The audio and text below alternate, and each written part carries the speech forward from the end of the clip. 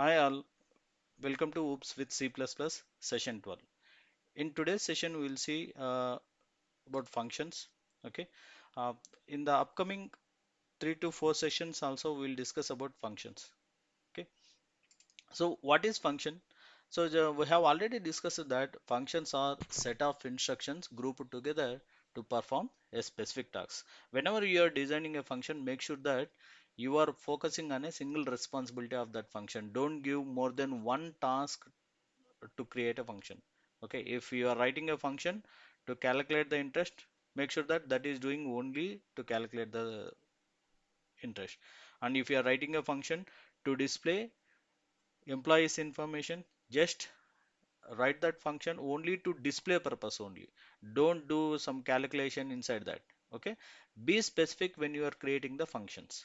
Okay, so it's we can also call it as algorithms, member functions. In different ways we can call it methods also, we can call this one. Okay, functions, methods, or member functions all represents to same only. Okay, so now when we talk about functions, we have three different portions we can observe in functions. One is function declaration, second one is function definition, third one is function call. When we say function declaration, so it is having it will say what is the return type of the function, what is the name of the function, what type of arguments the function is taking. We can also call function declaration as function signature. Okay, so if you observe the syntax, return type, function name, data type, argument 1, data type, argument 2, and so on, etc. This is the declaration. You can see after this we have a semicolon. Okay, this is the function type declaration or prototype declaration, or we can say function signature. Function signature means return type of the function, function name, and the argument list. So what data type you are taking, whether you are taking integer, character, float, string, the data type, argument 1, argument 2, it depends on how many arguments you are creating. And once you have declared this, you can have the function definition like this. Same, you have to take the same function signature, return type, function name, data type, argument 1, data type, argument 2, and so on. And after this, don't give the semicolon, just give open braces and closing braces. Within this open and closing braces, you give the function definition or the logic what you want to write. So whether it is to display some implies information or maybe some business logics, you can write it here. Okay. So next, when you are calling this function, you have to take this function name, and argument 1, argument 2, that values you have to pass. Okay. This is the function call. Okay. So now remember declaration, definition, and function call. These are the three different portions or three different parts of functions. Okay. So when you are calling the function, don't mention any return type. Okay. Now, so you have to remember few points when you are creating the functions. As I mentioned previously, make sure that the functions are designed to perform a specific task. Don't give more than one responsibility to a single function. Okay. As I mentioned, if your function is displaying the employees information, make sure that you have to give the responsibility to display only. Don't give anything any other task in that function, like you are saying display employee, in that employees info. So in that you are calculating the employee salary, you are calculating the employee DA, PF, everything you are doing. All those things you should not do. If you are designing any function, make sure that that is focusing on a single responsibility, specific task only you are doing. Okay. Make sure that the number of arguments passing in function call should match with the number of arguments declared in the function declaration. Okay. When you are calling the function, how many number of arguments you have mentioned, same many number of, say here, say for example, I have mentioned two arguments in the function declaration, argument 1 and argument 2. In function call also, you have to pass equal number of arguments only. So if you have passed argument 1, this value will be tagged to this argument 1. Argument 2 will be tagged to argument 2. Okay. You have to uh, it has to match equally. So make sure that the number of arguments passing in function call should match with the number of arguments declared in the function declaration. If you are passing less, you will get an error, too few arguments. If you are passing more, two more arguments for the function. And make sure if the function is returning non-void value, then the returned value has to be caught. In say for example, if you see here, I have something like I might have given void fun.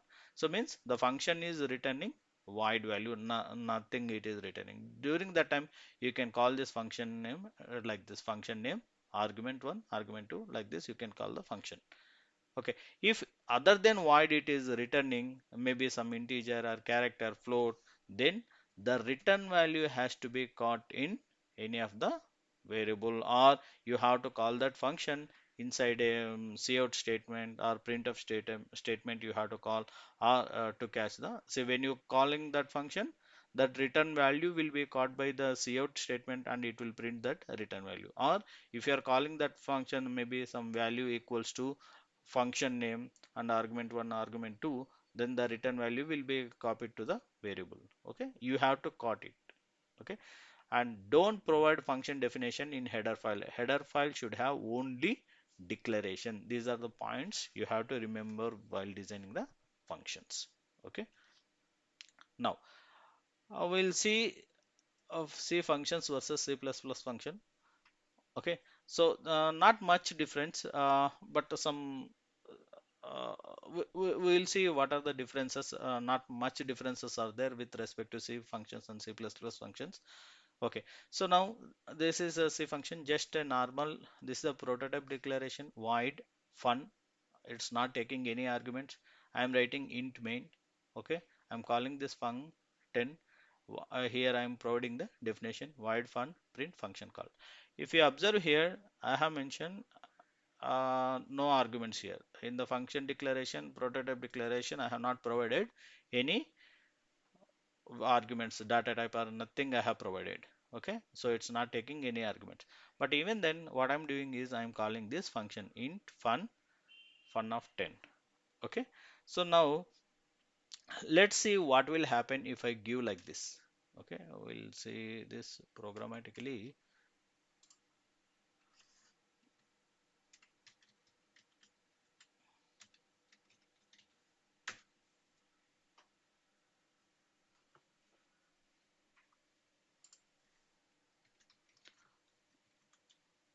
Okay, one second. Okay, so we'll see function dot C program only. Okay, same thing I have taken hash include stdio dot h int void fun 100 return 0. So here the function is not taking any arguments, but even then I am passing an integer value for this function argument. Okay, let's see what will happen to this. So what I will do is I have to compile this program with C compiler. I am compiling it with C compiler. GCC function.c, well and good, no error. I'm getting the value function called. Okay, so now what I will do is I will compile this program with C++, C++ compiler.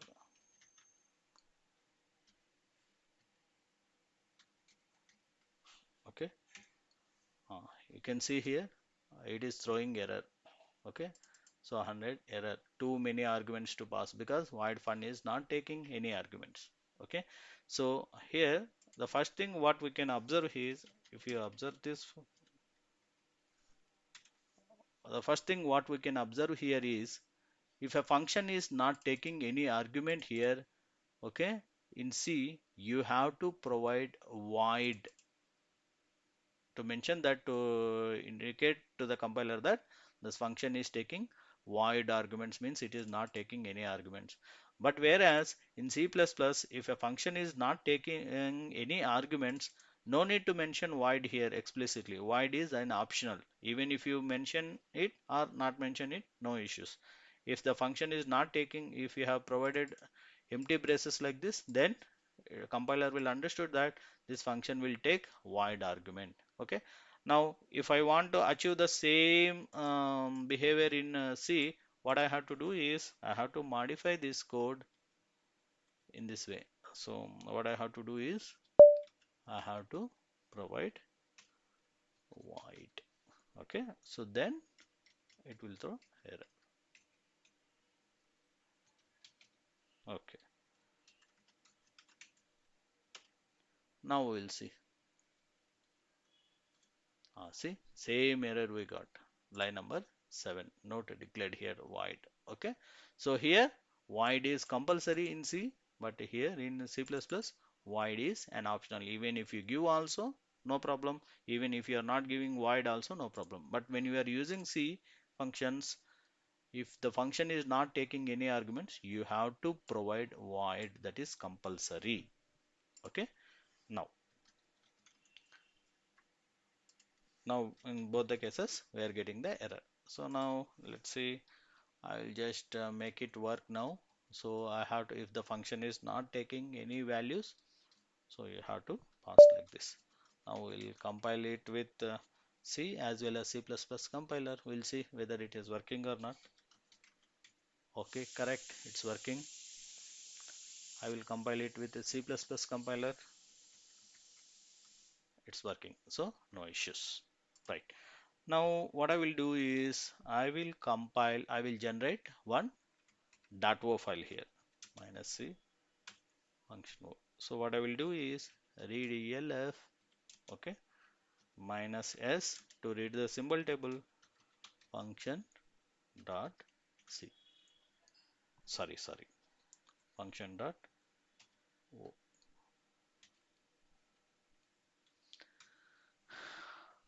Can you see here? This is the in symbol table. You can see the entry for this function. So what is the name of that function? It is saying it is a function. Okay. So object type is function and its name is fun. This is the one. This is the name we have given, right? Function dot c. You can see what is the name we have given. Fun. Okay. Same name will be present here also. Okay. So now what I will do is I will compile this with G++ compiler, same program. Okay. Same C program. So your G++ compiler will compile your C program also. You have all the whatever code you are writing in C, same thing you can write in C++ also. No issues. Okay. So in the very initial sessions itself, we have mentioned that C++ will support both C as well as C++, procedural approach as well as object oriented approach. Now compile this with minus C option with G++ compiler.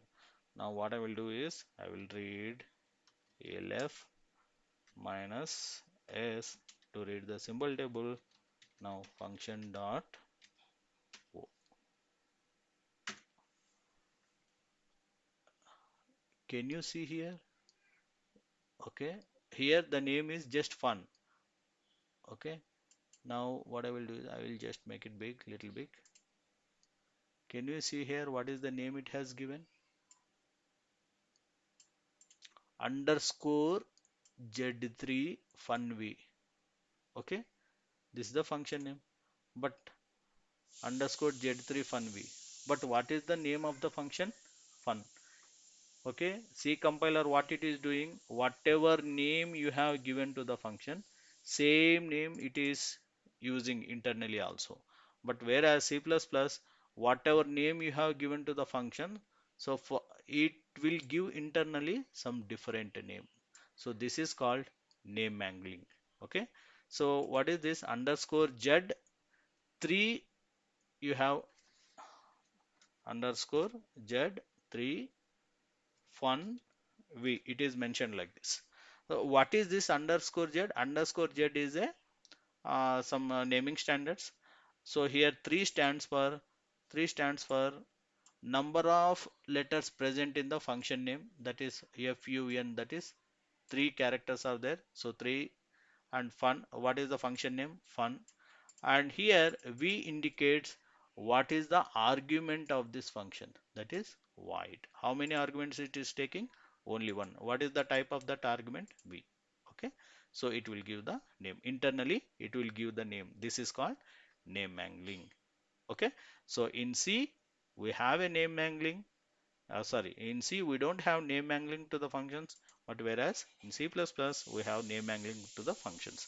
So in what we can say is name mangling is nothing but C++ compiler will give different names to the functions provided based on the arguments list. Okay, so we'll discuss more over on this in the upcoming sessions. What is this name mangling?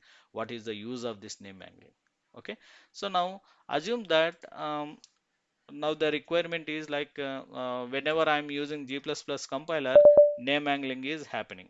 Okay, but what I want is I don't want to perform any name angling for my C functions. Okay, so for that what I have to do is I will use an extern keyword.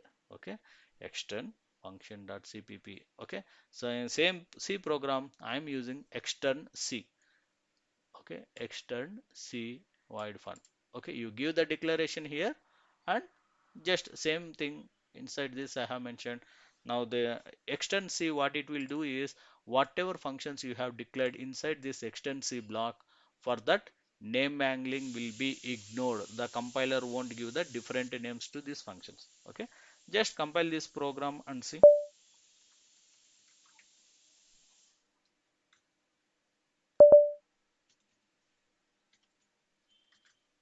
First we'll see whether it is compiled successfully or not. Yes. Okay, function called. Okay, so now I will generate .wav file for this.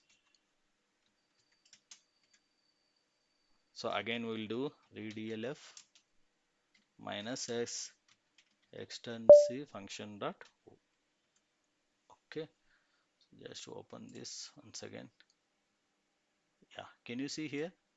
Even though I have used C compiler, C++ compiler, since I have used extend C, so here you can see the function will be treated like a normal function. Okay, name mangling won't happen. If you want to avoid the name mangling for your functions by using G++ compiler or in your CPP program, you use extend C. Okay, so these are the about functions in C. Okay, we will see what are the advantages of this name mangling, how we can use it. Okay, all these things in upcoming sessions. Okay. Okay, so what are the differences we have observed in C functions? If the function is not taking any arguments, then usage of void key is must. You have to provide void here. And in C++ functions, if the function is not taking any arguments, then usage of void key is optional here. For in C++, no need to provide void here. If you are not providing any value here, then it will be treated like a void only.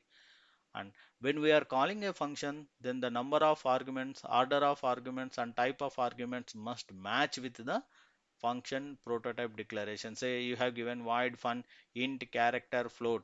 So first argument is integer, second argument is flow character, third argument is string.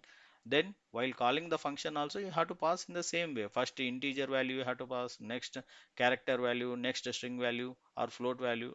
It has to match to the signature or prototype declaration, it has to match.